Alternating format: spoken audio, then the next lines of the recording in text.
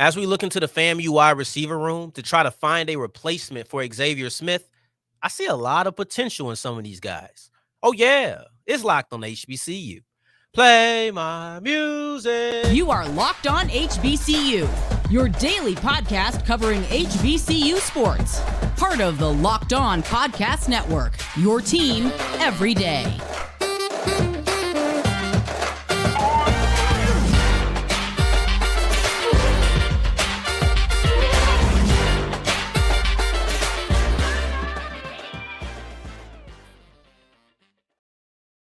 What's going on, family? Welcome back to another episode of the Locked on HBCU podcast, your number one daily one-stop shop for everything HBCU athletics, Monday through Friday, part of the Locked On Podcast Network, your team every day. And I, of course, am Darian Gray, a.k.a. the Mouth of the South, Texas Southern alum and former TSU Herald Sports editor. Thank you for going on this journey with me, making Locked on HBCU your first listen of the day every day. And remember, just because the mic cuts off does not mean that the journey is over.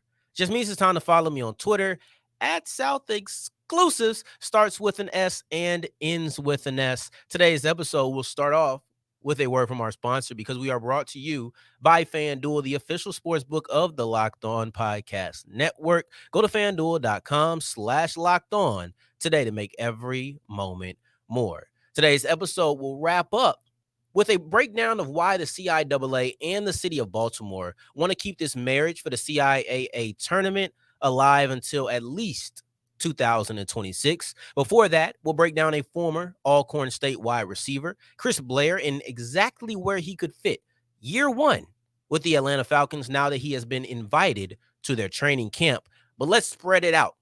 Let's not stick with one wide receiver. Let's spread it out to a group of wide receivers, and that's FAMU. Florida A&M in their wide receiver room has a lot of potential and a lot of excitement. When I look at who's in this room and I hear how the chatter is, I think it's validated.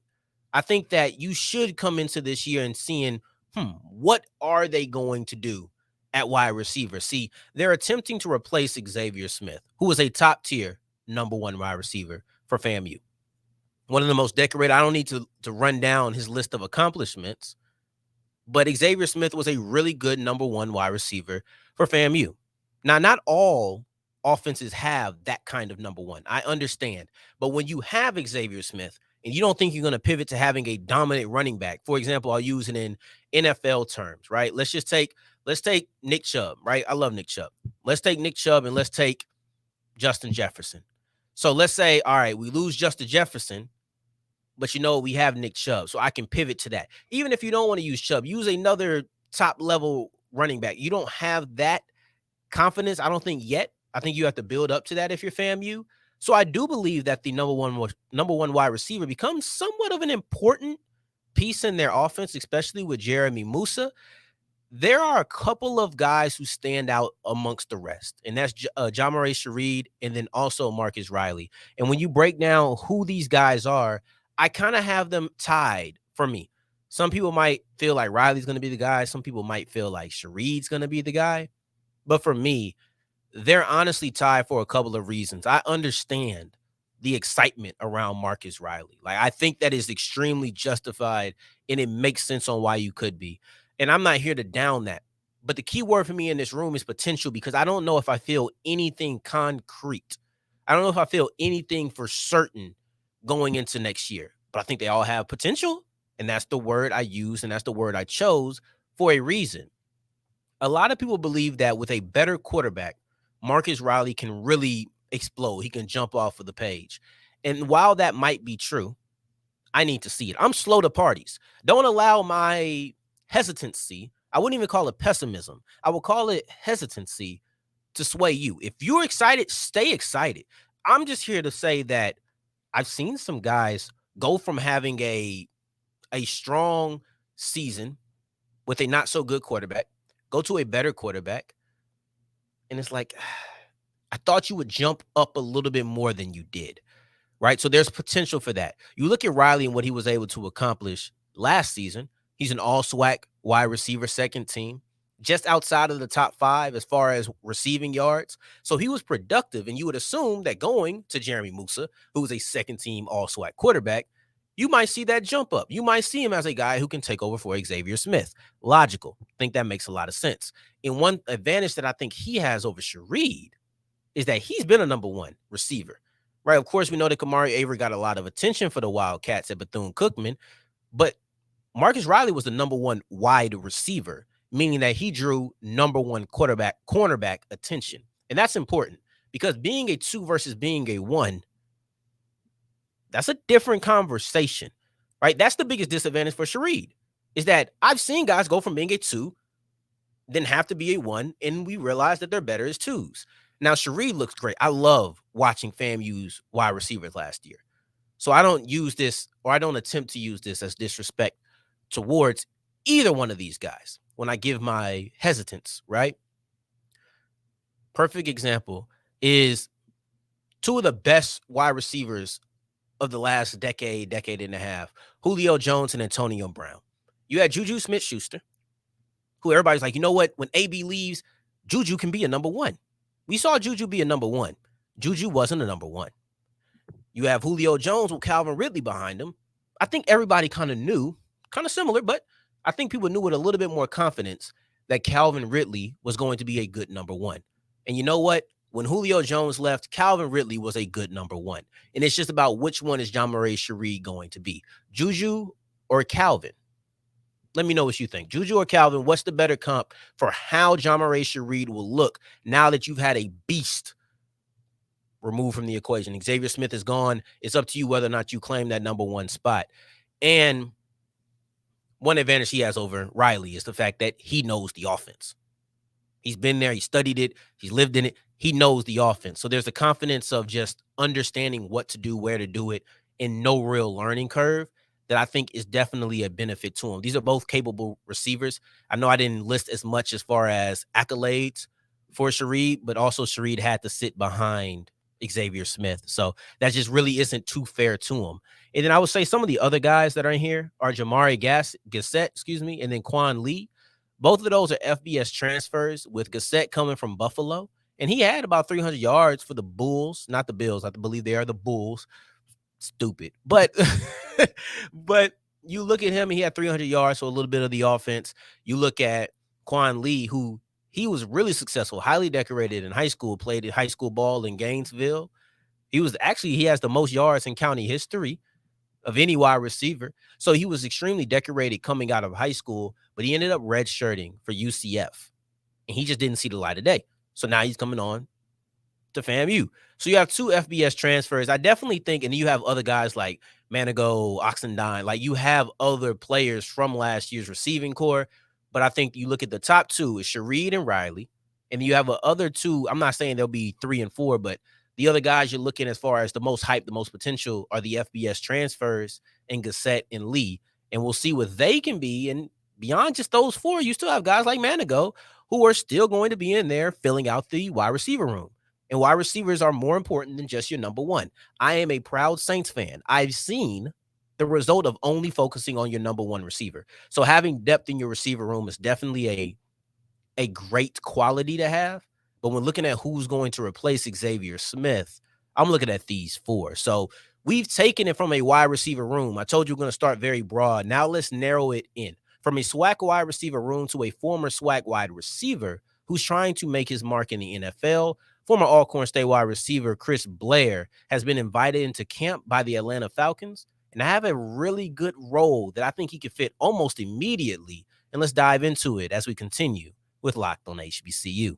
Before we do that, today's episode is brought to you by FanDuel. And FanDuel is the official sports book of the Locked On Podcast Network, and Game 5 is here. I had Denver in 6. I'm going to stick with Denver in 6. But are we going to see it end in 5 tonight? We could see it end in Denver. What do you think? You have moments from now until 7:30 Central to decide whether or not you think Miami can extend this series back to South Beach, or if you think Denver's going to go ahead and end it at home. Let me know what you think. Let FanDuel know what you think. You can do the over-under. It's not too late to put some money down on that MVP. I think Jokic is easy money. I think it's easy money, but you didn't hear that from me. You didn't hear that from me. But one thing you did hear from me is to go to FanDuel.com/locked on and make sure to make every moment more. And as we continue rolling on today's episode of Locked on HBCU, I appreciate you for making us your first listen of the day every day. Seriously, I appreciate all of my everydayers out there. We're narrowing it down now. We're going to discuss Chris Blair because Chris Blair, to me, has a extremely realistic way to contribute to the the Atlanta Falcons. I'm thinking Alcorn State. I almost said Alcorn Falcons. Then I was about to say Atlanta State Braves. I'm trying to get these A's together, but I think that the former Alcorn State Brave wide receiver can contribute in 2023 to the Atlanta Falcons. Now, one thing you need to know about me is when we do this, I never come in here to blow smoke. Never. I know sometimes it might seem like I'm being just overly optimistic, and I never try to do that. I always try to walk in and be optimistic, but with a realistic approach. For example, you won't hear me say the undrafted free agent running back who's trying to come and be the third running back, or maybe even just get special team reps, is going to come in and be 1,000-yard back as a rookie. Like, I'm not going to just blow smoke at you like that. I'm not, you know? But what I will tell you is I'll be extremely realistic. I'll be extremely honest, but I'll try to look at the best case scenario that fits both of those qualifications, honest and realistic. Those are the things that I personally need to make sure I do. And I think that saying that Chris Blair can fit in with the Atlanta Falcons, I'm going to do it again, with the Atlanta Falcons, I don't think that that's a off the wall statement. It might seem crazy because he just got invited into training camp. Well, when you look at what they want out of him, I believe it's to retain his explosiveness. And if he retains his explosiveness, if he shows it can translate, forget retaining, because we just saw it with the DC Defenders. But if he shows that his explosiveness can translate to the NFL, that man has a role. And his role is replacing Damiere Byrd. Damiere Byrd, let me read to you some of the stats that Damiere Byrd had when you're looking at Atlanta in 2022. He's no longer there now. He's back with Carolina. In 2022, Byrd had 14 games. He played in 14 games, had 13 catches, 268 yards, and 2 touchdowns. Let's remove the touchdowns for a second from this equation. When you look at Damiere Byrd, 13 catches in 14 games, that's less than 1 catch a game. When you look at 268 yards, that's 20 yards a pop. Now, that's the thing that feels like it'll be difficult to replace. But 1 catch a game, 23 targets on the season, so less than 2 a game, like, that's not difficult for Chris Blair to replace. I think that he can honestly do that with, I'm not going to say relative ease, but if he can be what he's shown himself to be on 3 different levels, Chris Blair has a future with the Atlanta Falcons. I think that Chris Blair is an explosive receiver who has shown himself to do that on the community college level, 17 yards a catch. He's shown himself to do that on the FCS level, 21 yards a catch. He's shown himself just last season, not even last season, literally weeks ago, on the XFL level, able to do that with 23 yards a catch. That's the type of explosiveness that Atlanta is looking for to replace Damiere Byrd. Now, forgive me if I'm wrong, but if you want to know if I'm wrong, go check out Aaron Freeman, a phenomenal host for a terrible team, but he hosts Locked On Falcons, and he'll tell you exactly how he personally feels about the Atlanta Falcon wide receiver room. And I'm not saying that that Blair's going to come in and be wide receiver 2. I'm not saying he's going to be wide receiver 3. I'm telling you that I don't look at that group with enough confidence to think that he can't carve himself out a role as a guy who's occasionally explosive. 1 catch a game, deep ball threat. He did it on the XFL, and I know that the NFL is the highest level of football. So it's all about translating it. But I've seen him do it in community college. I've seen him do it at Alcorn. I've seen him do it in the XFL. And if we're talking about many other prospects, we're literally discussing, can they translate what they've been able to do on a lower level to a higher level? I'm not answering the question. I'm simply telling you that his qualifications, his resume, his skill set all lends itself to being able to translate. I've seen him do it too many times to not say that that's a role that he cannot fit. I can't say that. I can't say it. So if he's going to replace Damiere Byrd's production in 2023, he doesn't have to be wide receiver 2, 3, 4, anything. He just has to be good enough to be active on game days. And if Damiere Blair, I'm mixing up all of these things today. I was on the road too. Anywho, if Chris Blair can show himself to be active on game day, it's probably because he's shown himself to be explosive. So it comes back to the top of the show, top of the segment. Atlanta wants to know if his explosiveness can translate to the next level. If it can, you'll see Chris Blair as a potential 200-yard receiver in year one. He's shown himself to do it everywhere else. Let's see if he can do it in the NFL. Now, moving forward, we're going to switch gears from football on to basketball. And listen, it's all about, can Chris Blair stick with Atlanta? Well, the CIAA has decided to stick with Baltimore as the host site of their men's and women's basketball tournaments. And I think it's a great decision for both. And I'll outline why both parties are looking forward to doing this as we wrap up today's episode of Locked on HBCU. And as we wrap up today's episode of Locked on HBCU, I appreciate you for making us your first listen of the day every day, making it all the way to segment 3, folks.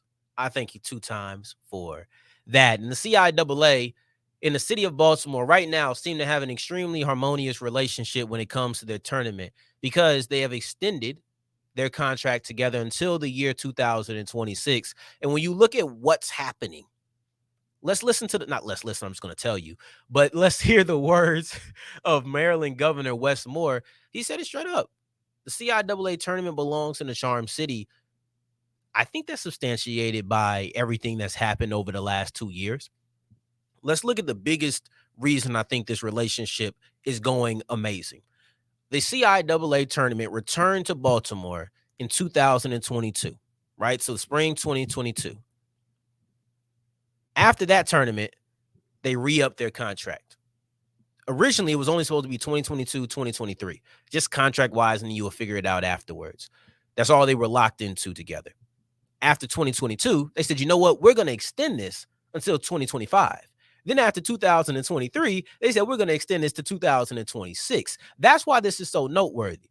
See, the first time you only had a year left, it made sense to extend your contract. But now, you still had 2 more seasons. You still had 2024, 2025 in the bag. There was no reason that you had to rush and sign this contract. So I'm assuming that they didn't rush to sign this contract. Instead, they saw just how valuable, and talking about both sides, they saw just how valuable that this event was to both of them. Look at it as you're talking about any kind of athlete. Athletes typically sign their contract going into or after their last year on the contract. When you see a guy who gets or girl who gets their contract 2 years before it's over, I know that team values them, because you're placing trust in them earlier than you actually need to. I don't think you need to put like for example, or you look at Ezekiel Elliott. He wanted to make sure he got his contract 2 years early. Makes sense. He said, you know what? I'm going to get myself while I'm at peak value. Like 2 years before is a big deal. And that's why he had to sit out to get it done, because they weren't really trying to negotiate 2 years before the deal. So I just say all this to say, to bring it back, that the city of Baltimore, CIAA basketball, 2 years before this contract was over, just after you re-upped, you said, you know, we need to add another year. We need to make sure that we have 3 years together, 3 more years together. You think they did it because they're friends? You think they did it because, it's been returned? No, they did it because it's extremely lucrative. That's why they did it. They did it because it makes sense. It makes dollars and cents, right? That's what they want to say. It made dollars and cents for both sides. It just worked. It just worked. When, I'm going to look at a couple of numbers. So forgive me for looking down at my computer, but I want to read to you a quote from the president of Visit Baltimore in 2022. So a year ago from right now. This was after the first extension that went into 2025.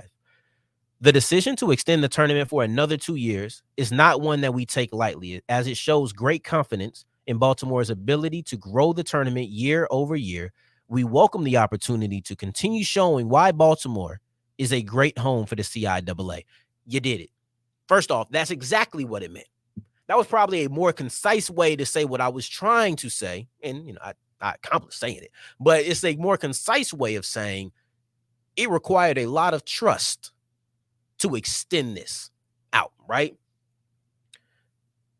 Mission accomplished, though. You showed it, because then you had that 2023 extension. Then you had that other extension that said, you know what, we trust you so much, we're going to put you 3 years in. Let me tell you why the trust exists and why Baltimore said, we want to do that as well. These numbers are coming in. 1,504 part-time and full-time jobs that this tournament supported. $2.5 million in tax revenue. $1.2 million for minority businesses. Over 100 minority businesses involved in this. They got paid $1.8 million, $1.2 million, excuse me. $17.7 million in participant and spectator off-site spending. We're not even talking about what's going on in the tournament, at these tournament events. Off-site spending, like hotels, like housing, food, attraction, retail spending. You think the city of Baltimore ain't going to take that? You think the city of Baltimore isn't going to say, we brought in $17.7 million based off of this event? You think these aren't things that are going to be lucrative, but you have to understand the same way we're talking about the benefits for Baltimore, those benefits then come for the CIAA. Are they making $1.2 million for minority businesses? No, they're not getting paid that money from that. No, they're not. But the businesses are making money. That housing, the food, the attraction, the retail spending, all of that is making money because people are showing up to the tournament. This isn't being driven by team personnel and players and coaches and mamas and daddies. This isn't driven just by that, though the parents are involved in the off-site stuff. This is driven by the fact that people are coming to see the tournament. People want to see, they want to engage. And listen, Candace Cooper told me, like, we got to get you out of here. Or we got to get you out here, excuse me. We got to get you out here to Baltimore for this event. And I might have to make that move next year in some capacity, even if it's just for a game or two. In some way, I might have to come out there because I've seen it. I done got the recommendation from people who are firsthand there. Like, this is a great event. This is a great event, and people are coming out to support. Now, you look at that tax money, that tax revenue, that's up 32%. And these numbers are jumping. Like, it's not like it's just staying there. Attendance is jumping. Like, everything is increasing over the first 2 years. It didn't stay stagnant. It didn't decrease. You can assume it didn't decrease. But it's not like the numbers are great and they just stayed the same. The numbers are great, and then they increased as well. Now, the one thing that I would say, not I would say, but the CIAA has said they're attempting to do is to make sure that the game attendance correlates with the attendance at the non-game events, because it's a week-long thing with a multitude of events. They want to make sure that people are showing up to the games as much as they are showing up to the events. And one way to hope for it, and I'm sure they've been doing it, but it's not the best when you're talking about tournament style, is hoping that fans care about teams that aren't their own. It's risky, yes. And I'm not even going to sit here and act like it's overly likely that that's going to uptick. The more fans you bring in, the more fans who just want to watch all the games are going to stay. Facts. You'll increase attendance that way with that risk, but I highly doubt that you're going to sell out, and that's the goal. They want to sell out the arena, which holds 14,000 people, excuse me. There's two ways to do it, and this is from them, not from me. It's not my bag, right? But this is two ways to do it. On one hand, you can just do partnerships with teams and have package deals. But the one that I really liked is having private companies try to buy tickets and see if they can then kind of give out those tickets to where you're still getting paid. No matter what, you're getting paid. No matter what, it counts towards the seat total. But then try to give out those tickets to schools. Hey, local high school, come out see the CIAA tournament. Maybe you might want to go to, I don't know, maybe you might want to go to Fayetteville State. Maybe you want to stay in the state. Maybe you want to go to Bowie State, but you ain't never really overly seen them. Or maybe, it's a lot of them. Maybe you go to Union. Maybe you want to go to Virginia State. It's a lot of different schools there. Come see this environment where you can see all of them. Like, imagine whatever school that you went to school, right? Let's say you went to Delaware State. Imagine you can go somewhere and see all the MEAC fan bases.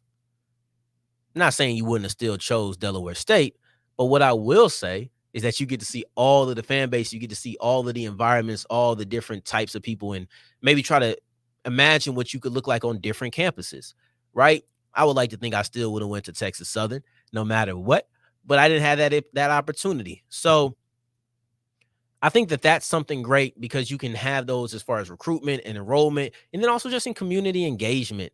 That's another thing that's just beneficial. Everybody doesn't have to come to your school, but if you just can be around the city of Baltimore, you can have the CIAA just more visible in the city, I think that's always a great benefit as well. But I appreciate you for making us your first listen of the day every day. I truly do. And in the meantime, in between time, if you're looking for me, you can find me on Twitter at South Exclusives. Until the next time that we hear each other, family, take care, stay blessed. Peace.